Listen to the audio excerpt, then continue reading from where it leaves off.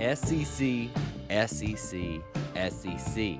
It's the chant that many in college athletics fear or are annoyed by. Whichever way you swing on that, you make up your own mind. And even if you're an SEC fan, it might even annoy you a little bit as well.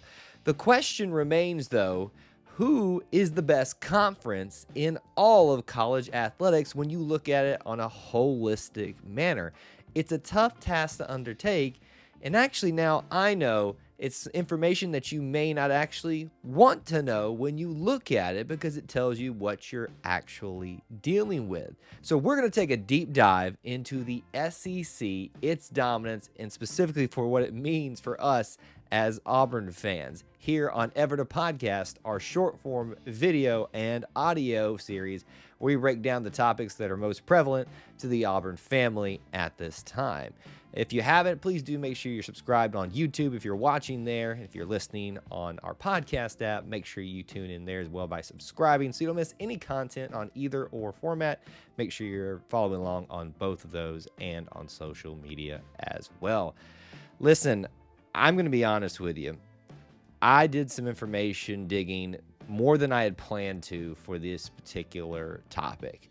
And mainly these topics are not supposed to be really in-depth research type of videos. These are supposed to be off-the-cuff type of discussions that are really easy to put together and stuff like that. But as I posed this question to myself, and as I started to dive a little bit deeper into this, I found some intriguing information. And I found information that maybe you don't even want to know as an Auburn fan, but more specifically for those of you that's tuning in that are just general SEC or just collegiate sports fans, these are things that you may not want to know as well because it shows you that the SEC, the question is the SEC the most dominant conference in collegiate athletics? That is the truth. There is no hiding that. And I'll show you why, not just currently. Maybe currently there's at least somewhat of an argument. But in the future, that's where things get really, really scary. So let's dive into that here, and I'm going to give you some parameters. Now, I am an amateur at this. I have done as much information I can in a small amount of time trying to bring it all together to give you some sort of an idea of what we're working at. So there's going to be imperfections in this, there's going to be flaws in this, but it'll give you a basic overview of what SEC dominance actually does look like when you start breaking it down and look at it not just individually by the sports, but on a holistic manner. So just keep that in mind as we go throughout this. This is also going to be information that we're going off of for just this athletic calendar year. So 2021 to 2022. And keep in mind that it's technically not over yet because baseball, as of doing this video, is still in the midst of the College World Series. But the reason I felt comfortable doing this video and the reason this kind of even posed the question, I realized that the SEC, no matter what, will have a representative in the College World Series Championship Series. So that is what posed this question here, and that is why we're kind of handling this right now, even though baseball isn't over yet, and maybe if you're watching this off in the future, you already know who won the College World Series for men's baseball. So keep that in mind as well.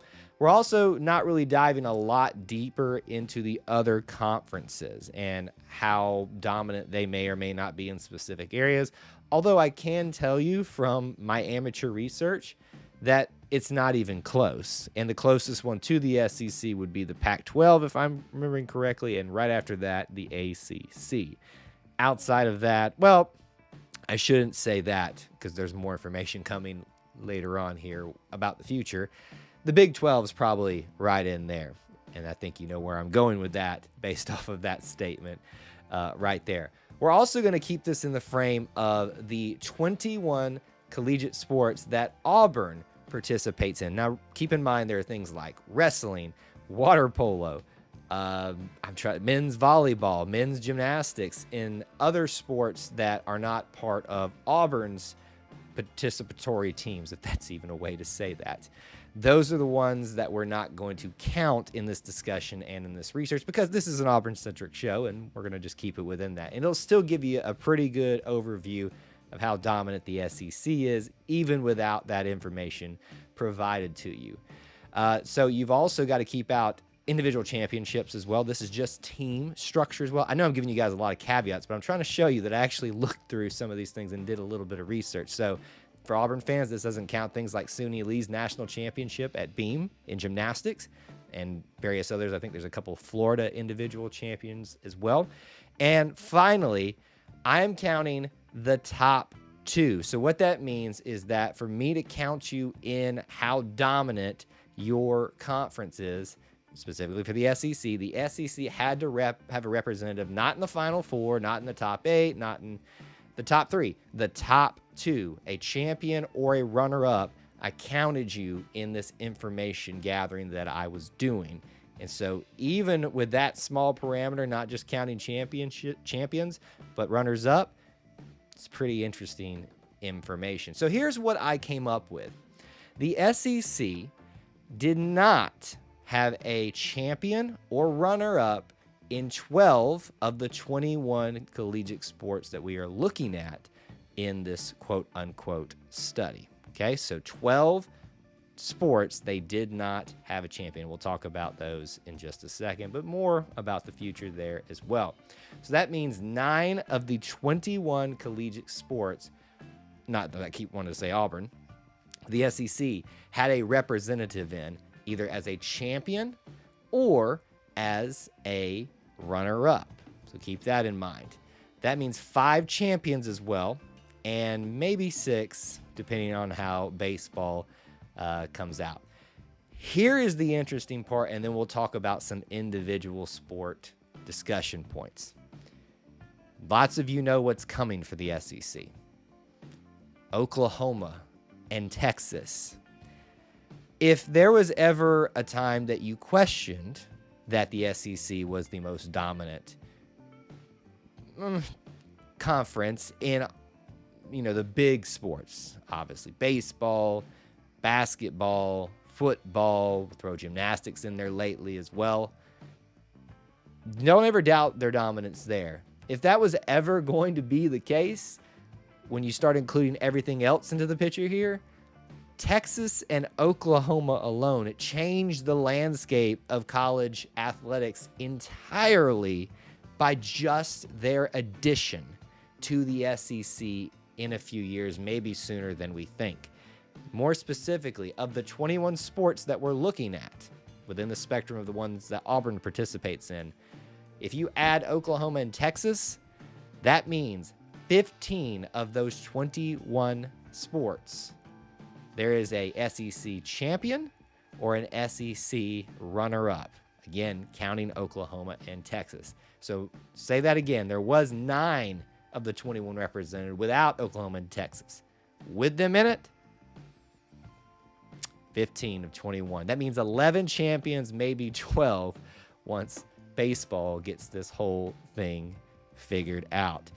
So let's break it down even further if you're not already kind of just either confused or flabbergasted at how dominant the SEC is currently, but could be as well. Let's talk about what this specific year they have no representation in the top 2 in. And again, I may have some mistakes here, so just keep that in mind. Men's cross country, women's cross country, women's soccer, women's volleyball, men's basketball, and women's golf. That's the only ones right there. 6 sports that they have no representation in the top 2 in. A little bit shocking to hear the basketball thing as good as the SEC basketball play was this year. And honestly, I think it was a little bit shocking for things like men's or women's cross country. Alabama has usually pretty good distance runners that come to their university. So I was a little bit shocked to not see one of those represented in there as well. Let's talk about what they do have representation in the top 2 in. We all know football. We get it. Alabama and Georgia, we get it. Okay, so Georgia national champions this year. Glad y'all finally got that over that hill. With Alabama being the runner-up. That's the most prominent sport. It always will be. There's really not much more to discuss there, and the proof has been in the pudding with the playoff system. The SEC is just dominant in football, and probably always will be for the most part, especially now with Oklahoma and Texas. We're not even factoring in them yet in these individual discussions. Well, maybe a little bit, but we'll get more detail with them in just a second. Baseball. We've already talked about it a little bit. Still in the process currently, as of doing this video, Auburn and Arkansas will be eliminating one of the two in an elimination game, which will then take on Ole Miss, so it'll be Ole Miss and somebody representing. Let me back that up just a second there. You might have a Texas A&M and somebody from our side in the SEC. But basically what you need to take away from this is there's a guaranteed SEC representative in the top two of that baseball World Series championship series. Guaranteed at this point. With women's basketball, talk about a championship. The South Carolina Gamecocks have been incredible over the last few seasons, and they have a championship this year and many more to go with that.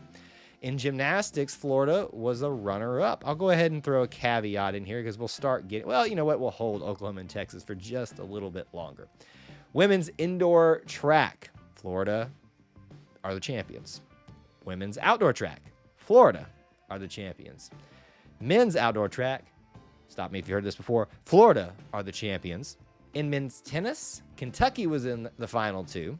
In equestrian, Texas A&M was in the final two. I know it's shocking not to hear Auburn as a champion or a runner-up there.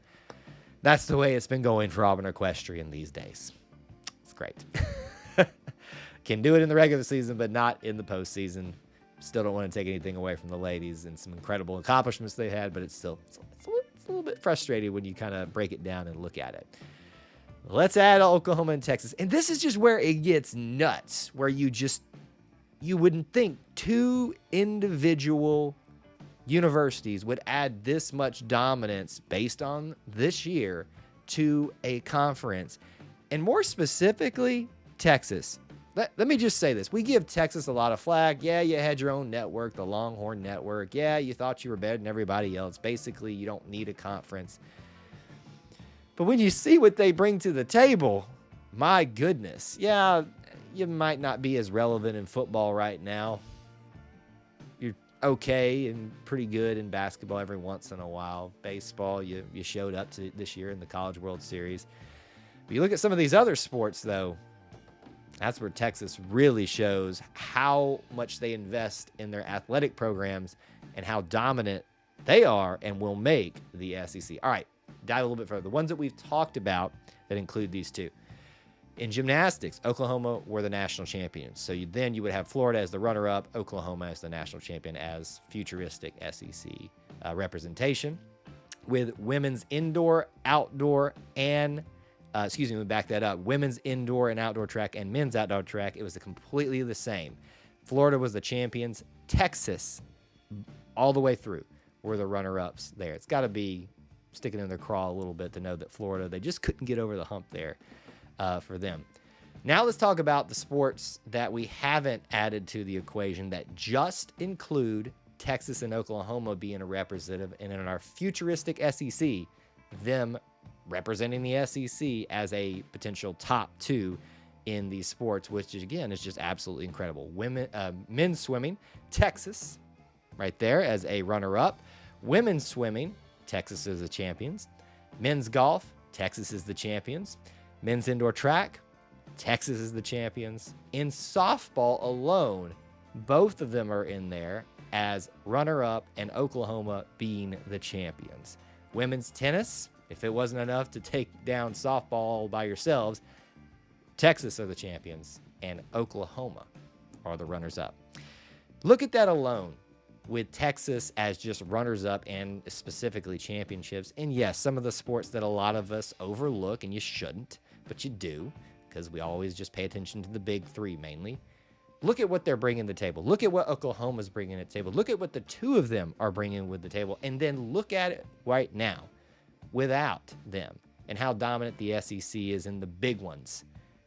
Look how dominant they're going to be holistically in this futuristic SEC that we're talking about. So this was a bit of a deeper dive into some statistics, numbers, figures, and things that I don't normally want to do on this particular series because, like I said, that's supposed to be just an off-the-cuff discussion. I couldn't pass it up, though, once I started digging and digging and digging. So I hope you found some of this interesting. If you found any flaws or things that I had mistakes on, please do let me know in the comment section here on YouTube. If you're following along on the podcast, love to hear from you on social media at the Twitter handle at E2C Network, or if you want to hit me up personally at Kyle Loomis 24. Those are where you can give us some feedback on this topic if you would like to share your thoughts and opinions on it. But we appreciate you listening to Ever the Podcast, and we hope that you're subscribed on YouTube, following along on the podcast, and make sure you're following along on social media as well, so you never miss a piece of content that we're putting out for you on any of those venues. Until we talk to you again, War Eagle, SEC, SEC, SEC.